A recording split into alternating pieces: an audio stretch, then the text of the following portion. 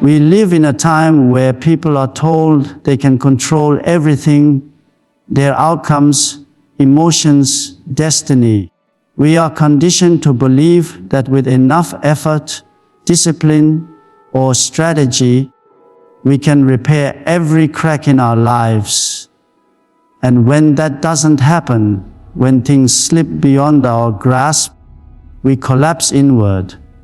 We think something's wrong with us, that we failed, that we didn't try hard enough, or that maybe God simply isn't listening. But the truth is simpler and more unsettling. We were never in full control to begin with. That's not a flaw in the system. It's part of the design. The illusion of control is seductive because it gives us comfort. It tells us we can predict, plan, and manipulate the outcomes of life if only we push hard enough.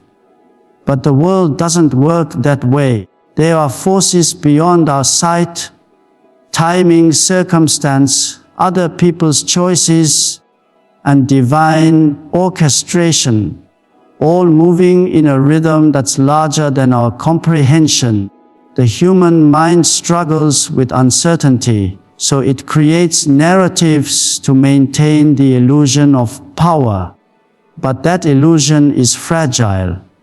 It shatters the moment tragedy enters, when a relationship ends despite all effort, when a job slips away, when health falters, or when a dream crumbles no matter how faithfully we pursued it. It's in those moments when your plans collapse and your willpower runs out that you encounter something raw and true, the limits of human control. That's the border where faith begins. Because when you can't fix it, when all your reasoning, effort, and logic fall silent, that's when the possibility of divine purpose reveals itself. It's not that you failed. It's that the situation belongs to a higher order of understanding, one that doesn't operate on your timetable or your metrics of success. Surrender doesn't mean giving up. It means acknowledging that your strength is finite and that there are dimensions of existence where only trust works. It's a humility that says, I have done what I can. The rest is not mine to command. This humility is not weakness. It's alignment. It's a recognition that life, in its complexity, requires partnership with something greater than yourself. The irony is that when you stop trying to control everything, your spirit becomes lighter. The noise inside quiets. You begin to perceive meaning in places you never noticed before, in silence, in waiting, in uncertainty. And that's where God often does His most subtle work. When you're not wrestling the world into submission, you create space for divine direction to emerge. The plan was never for you to hold everything together by sheer willpower. It was for you to learn the rhythm of surrender, the balance between doing your part and trusting His part. You act, you try, you plan, but you also release, you rest, and you allow. That's the paradox of peace. You stop being the center of your own universe and begin to recognize that the universe itself is held by hands stronger than yours. When people say, let go and let God, it's not a cliché. It's a psychological and spiritual truth, because as long as you grip what's breaking, you bleed. As long as you demand control over what you cannot change, you remain in bondage to it. Freedom is not found in fixing every broken thing. It's found in trusting that not every broken thing needs fixing. Some things are meant to transform you instead, So when life refuses to obey your plans, when everything you thought you could manage slips away, remember this: you're not being punished. You're being invited to trust, to see differently, to recognize that even what's beyond your repair is not beyond God's design. The illusion of control ends where real faith begins. And that's where your transformation truly starts. When life starts to unravel, our first instinct is to panic. We think chaos means failure. That disorder means we've lost our way. But what if the chaos isn't the enemy? What if it's the very crucible through which growth is forged? We want things to stay comfortable, predictable, familiar. But comfort doesn't shape character. Stability rarely builds strength. It's in the collapse, in the confusion, in the raw uncertainty that something deeper begins to form within us. Something that order alone could never teach. Chaos exposes who we really are. When everything is stripped away, the plans, the roles, the identities we carefully built, what remains is truth. And truth isn't always gentle. It confronts you with what's been hiding under the surface: fear, dependency, pride, illusions of control. When you can't fix what's falling apart, you're forced to look inward. You realize that peace was never about external order. It was about internal alignment. The storm doesn't create weakness. It reveals it. And once it's revealed, it can be healed. That's the paradox. Chaos feels destructive, but in reality, it's cleansing. Think of gold being refined in fire. It doesn't complain about the heat. It simply endures until all the impurities melt away. That's how the human soul grows. The fire of life doesn't come to destroy you, but to purify you. Pain can become purpose if you allow it to teach you. Every hardship holds within it a lesson about strength, patience, or faith. The very moments that feel like endings are often disguised beginnings. Not the end of your story, but the end of your illusions. When everything falls apart, there's a hidden opportunity to rebuild on truth, to reorder your priorities, to stop clinging to things that were never meant to sustain you. Chaos tears down the false scaffolding so that you can build on solid ground again. It's uncomfortable. It's terrifying, but it's necessary. Because if your life never shakes, you might never know where your foundation is weak. Sometimes we beg God to remove the storm, but He allows it to continue, not to punish us, but to prepare us. The struggle isn't random, it's strategic. Growth doesn't happen in still waters. It happens when waves crash and you learn to stand anyway.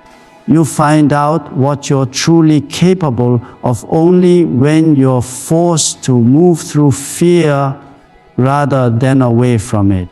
The person you become on the other side of chaos is someone who understands depth, someone who has tasted pain yet chooses purpose. You see, God doesn't waste chaos, He uses it. What feels like destruction may be divine reconstruction. What feels like loss may be liberation. When everything seems to crumble, that's often when His plan begins to surface. But you can only see it clearly after you stop resisting and start learning. Every trial holds a mirror to your soul. It asks, what do you truly believe in when nothing else is certain? That's where faith becomes real. You can't control chaos, but you can choose your response to it.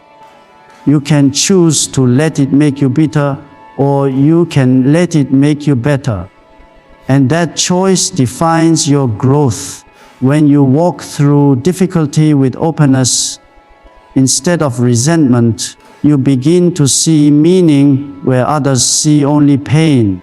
You realize that what looked like falling apart was actually falling into place, a preparation for what comes next. So when life erupts in disorder, don't rush to fix it. Don't curse the storm. Stand in it, breathe through it, and know that within that chaos, something sacred is happening. Something is being reshaped, not around you, but inside you. Because when chaos finishes its work, what remains is not the same person who entered it. It's someone refined, wiser, quieter, stronger. Someone finally ready for what God had planned all along. There are moments in life when everything seems to pause, when progress slows, doors remain closed, and prayers appear unanswered. We look around and wonder if we've been forgotten, if somehow we've missed our moment. But delay is not denial. It's part of a larger design that we often can't perceive from where we stand. What feels like stagnation to us is often divine preparation. There is an architecture to timing that belongs to God alone, and the truth is, His timing rarely aligns with our impatience. We live in a world that glorifies immediacy. We're trained to expect results, solutions, and answers at the speed of our desires. But God doesn't work on human clocks. He works through process, a rhythm that refines us while we wait. Sometimes the reason you can't fix something right now is because the foundation beneath it isn't ready yet. You might have the dream, but not yet the strength to carry it. You might crave the outcome, but not yet possess the depth to sustain it. So instead of rushing the process, He slows you down. He protects you by withholding what would destroy you if it arrived too soon. Waiting is one of the most uncomfortable disciplines of faith. It tests not just your patience, but your belief in the unseen. When nothing moves, when silence replaces progress, the human instinct is to panic, to question, to push harder, to force results. But divine timing can't be forced. The moment you start manipulating outcomes, you step out of alignment with the plan meant to serve you. The delay isn't there to frustrate you, it's there to form you. It's shaping your character, stretching your endurance, and deepening your trust. There's something sacred about a season of waiting. It strips you of false expectations. It dismantles the illusion that you are the master of your own destiny. When every attempt fails and every door closes, you're left with only one posture: surrender. And in that surrender, something profound happens. You begin to listen. You start hearing the quiet whisper of guidance that you were too busy to notice before. What felt like silence was never absence. It was preparation. God speaks most clearly when everything else goes still. There's also purpose in delay, because it connects you to alignment, not just with what you want, but with who you are becoming. The waiting refines your desires. It removes what's shallow and strengthens what's pure. Sometimes God withholds what you think you want to reveal what you truly need. What you call delay, He calls direction. It's His way of ensuring that when the right moment comes, you're ready, not just externally, but internally. Look back on your life and you'll see it. The doors that didn't open when you begged for them to, later you realized why.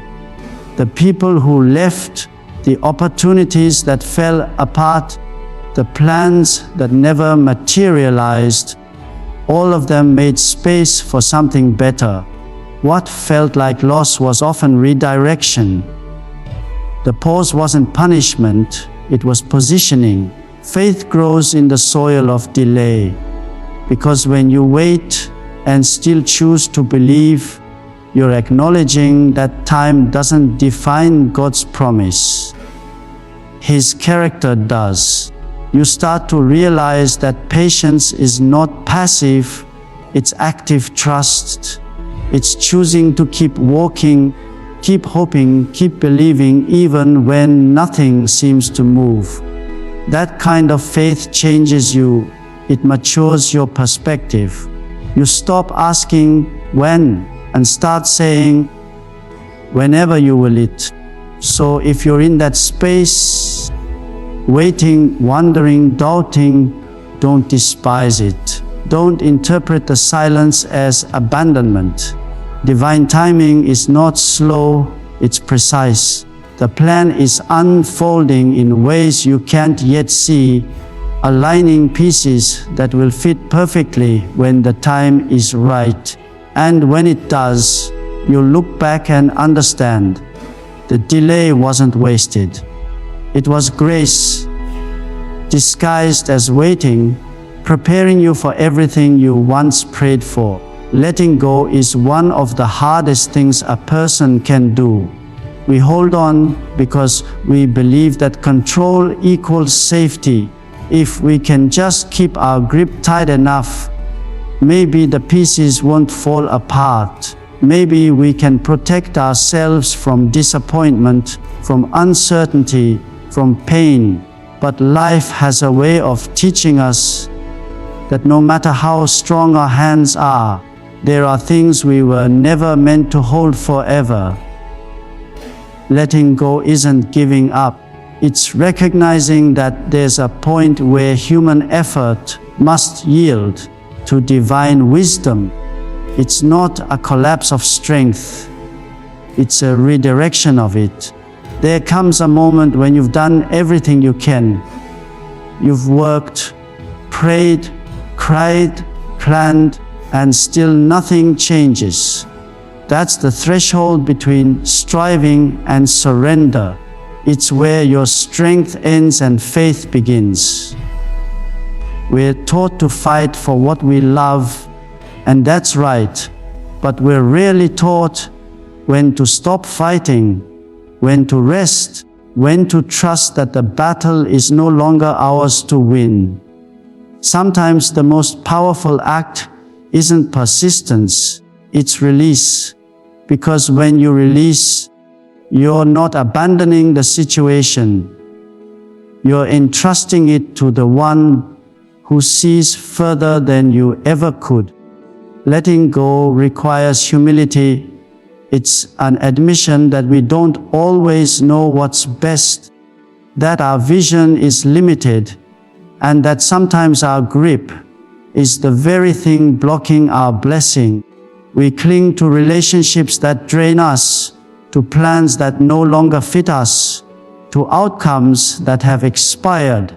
And when they fall apart, we call it failure. But often it's mercy, because what you lose through letting go isn't meant to destroy you, it's meant to free you. The longer you hold what's breaking, the more you bleed. The moment you release it, healing begins. There's a strange calm that follows surrender. It doesn't mean the circumstances change overnight. Often they don't. But something inside you shifts. You stop wrestling reality. You stop demanding explanations. You begin to see the wisdom in what you once called chaos. It's as if God whispers, "You don't have to carry this anymore. I've got it." And when you believe that, truly believe it, Peace enters the places where fear once ruled. Letting go doesn't make you passive, it makes you available. It opens space for God's plan to unfold. When you cling too tightly to your version of the story, there's no room for Him to write His. But when you release it, your expectations, your timelines, your attachments, you make room for something higher to move. That's why surrender isn't defeat, it's cooperation. It's you saying, I've done my part. Now, God, do yours. Sometimes you'll look back and realize that the moment you let go was the turning point. That release became the door to new strength, new clarity, new beginnings. You stopped trying to fix what wasn't yours to fix, and in that quiet space, grace entered. What once felt like loss became liberation. What once felt like the end became a redirection. You didn't lose control, you gained peace. Letting go is also an act of trust in timing. You trust that if something or someone was truly meant for you, it will return in its right form at its right time. And if it doesn't, you trust that its absence is protection. There's no bitterness in that, only freedom. Because when you let go, you're no longer chained to outcomes, you're anchored in faith. So, if you've reached the point where you can't fix it anymore, stop fighting the inevitable. Stop trying to carry what's crushing you. Let it go. Not because you're weak, but because you've realized that your story is still being written by hands far more capable than yours. And sometimes the greatest miracle doesn't happen when things finally come together. It happens the moment you have the courage to release them. Pain is one of the few things that touches every life. It arrives without invitation and often without explanation. When it comes, our instinct is to escape it, to fix it, to pray it away. But pain isn't always a punishment. Sometimes it's the process through which God refines us, reshapes us, and reintroduces us to who we truly are. You don't see it at first. It feels unfair, unnecessary, even cruel. But when you step back and look at the pattern of your life, you begin to realize that pain has always been the teacher that growth required. What breaks you, if endured with faith, can build you in ways comfort never could. Every wound has two directions. It can become a source of bitterness or a source of wisdom. The difference lies in what you do with it. Pain asks questions that comfort never will. It forces you to examine your motives, your attachments, your beliefs about control and worth. It strips away everything superficial until only truth remains. That truth is rarely pleasant, but it's freeing, because once you face what pain reveals, you stop living a half life built on illusions. You start living authentically from a place of clarity and strength. Pain has a strange intelligence. It doesn't just wound, it reveals. The moments that hurt the most often uncover what matters most. A loss may reveal your capacity to love. A betrayal may teach you discernment. Failure may awaken humility. Each cut can carry a message if you listen. God doesn't send pain to destroy you. He allows it to direct you. It's the refining fire that burns away what was never meant to stay. Without that burning, the gold within you would remain hidden under layers of fear and pride. When you're in pain, it's tempting to believe you're alone. But that's the lie pain tells, that no one understands, that no one sees. Yet it's in those silent, unseen moments that God is closest. He doesn't always remove the suffering, but He transforms it from within. He takes what feels meaningless and folds it into a larger pattern of purpose. The very thing you thought would end, you becomes the ground where your strength is born. The tears you shed today water the soil of tomorrow's wisdom. There's a depth of empathy that only pain can give you. When you've walked through darkness, you see others differently.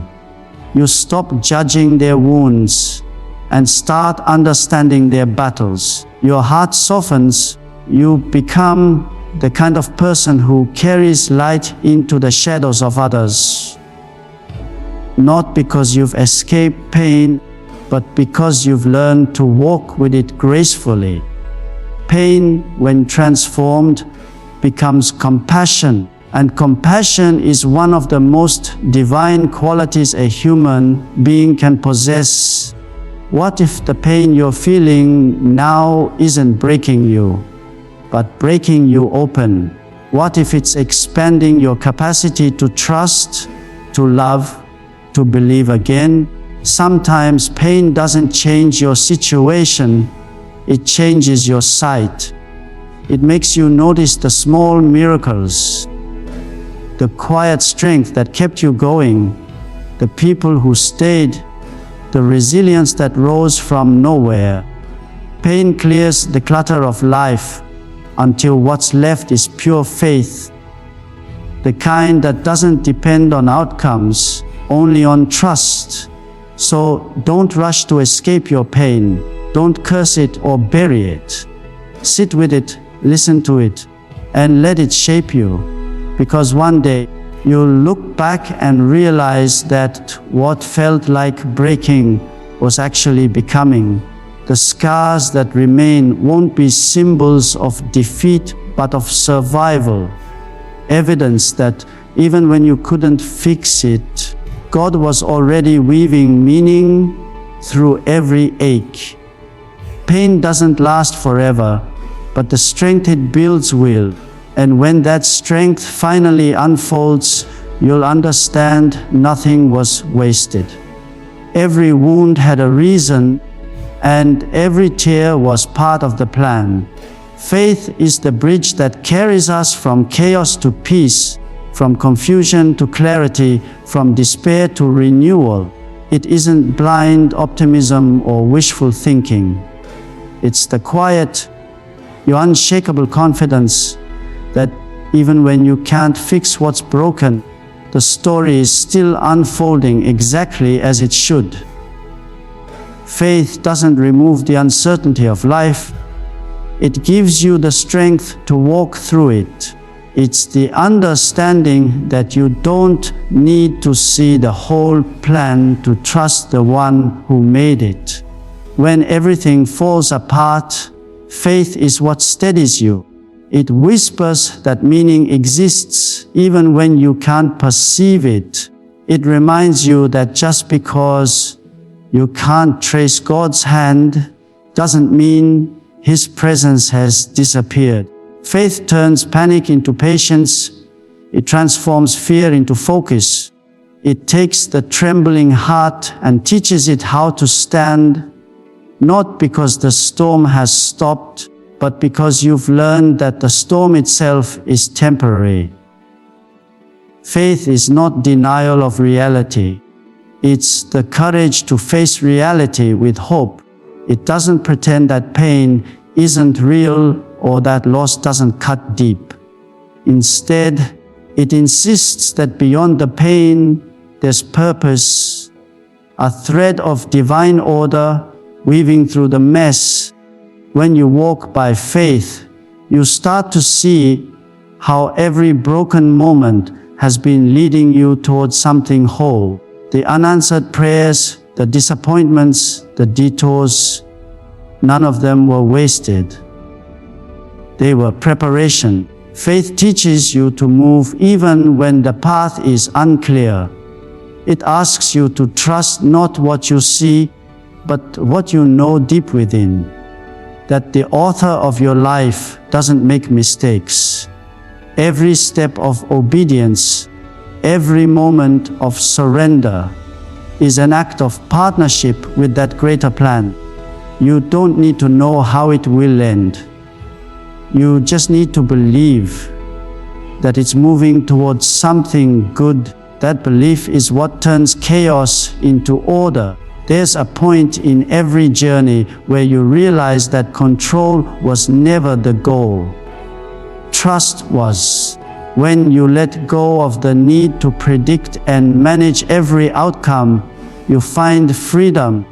You begin to see that faith isn't about having answers. It's about walking confidently even when you have none.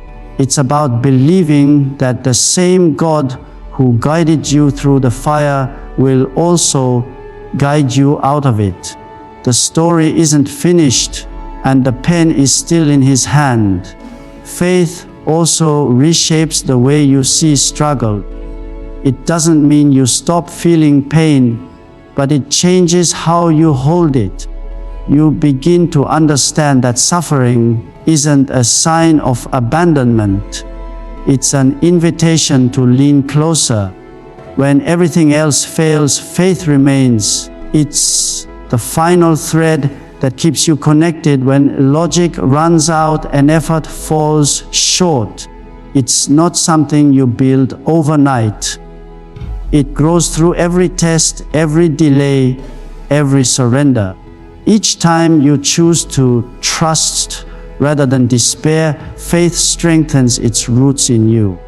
And with that faith comes peace. Not the fragile peace that depends on circumstances, but the unshakable peace that comes from knowing you're not alone. Even when the plan is hidden, the planner is present. Even when you can't fix what's broken, you can rest in the assurance that it's being handled with the wisdom greater than your own. That's the quiet miracle of faith. It turns uncertainty into opportunity, weakness into resilience, endings into beginnings. So when life feels too heavy, when you've tried everything and nothing moves, don't lose heart. Stand still in faith. Let it carry you when your strength can't. Trust that what you can't fix, God already has a plan for. One that's unfolding in its perfect time. And when that plan finally reveals itself, you'll look back and realize that faith didn't just get you through the storm. It transformed you.